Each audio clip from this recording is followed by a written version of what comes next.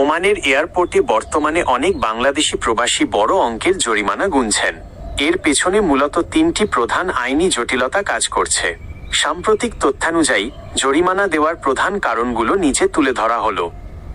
ID card বা আকামা নবায়নে বিলম্ব। ওমানের নতুন নিয়ম অনুযায়ী রেসিডেন্সি কার্ড বা আইডি কার্ডের মেয়াদ শেষ হওয়ার 30 দিনের মধ্যে তা নবায়ন করা বাধ্যতামূলক।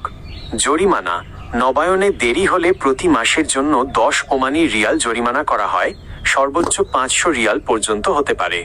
এয়ারপোর্টে চেকআউটের সময় এই বকেয়া জরিমানা পরিশোধ না করলে বিদেশ গমনে বাধা দেওয়া হয়। 2. পলাতক বা হুরুব অ্যাবসকন্ডিং রিপোর্ট। অনেক প্রবাসী কফিলের নিয়োগকর্তা অধীনে কাজ না করে বাইরে কাজ করেন। কফিল যখন শ্রম মন্ত্রণালয় প্রবাসীর নামে অ্যাবসকন্ডিং বা পালানোর রিপোর্ট করে দেন, তখন ওই ব্যক্তি অবৈধ হয়ে যান। জরিমানা হুরুব প্রাপ্ত ব্যক্তিরা যখন এয়ারপোর্ট দিয়ে দেশে ফিরতে চান, তখন তাদের বড় অঙ্কের জরিমানা দিতে হয়। অনেক সময় এই জরিমানার পরিমাণ 400 থেকে 500 ওমানি রিয়াল ছাড়িয়ে যায়। 3. মুক্ত ভিসা বা ফ্রি ভিসার অপব্যবহার।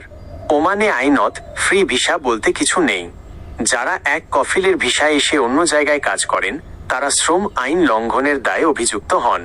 জরিমানা ধরা পড়লে বা দেশে ফেরার সময় ধরা পড়লে আইন লঙ্ঘনের দায়ে ভারী জরিমানা গুনতে হয়। এছাড়া বর্তমানে ওমান সরকার অবৈধ কর্মীদের বৈধ হওয়ার সুযোগ কমিয়ে দেওয়ায় এয়ারপোর্টে কড়াকড়ি অনেক বেড়ে গেছে।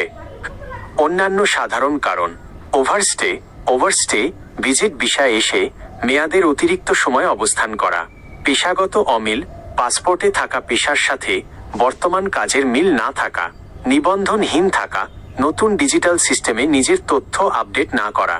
আপনার জন্য পরামর্শ: আপনি বা আপনার পরিচিত কেউ যদি ওমান থেকে ফেরার পরিকল্পনা করেন, তবে আগেভাগে রয়্যাল ওমান পুলিশ ROP এর ওয়েবসাইট বা অ্যাপ থেকে কোনো জরিমানা, ফাইন আছে কি না তা চেক করে নেওয়া ভালো।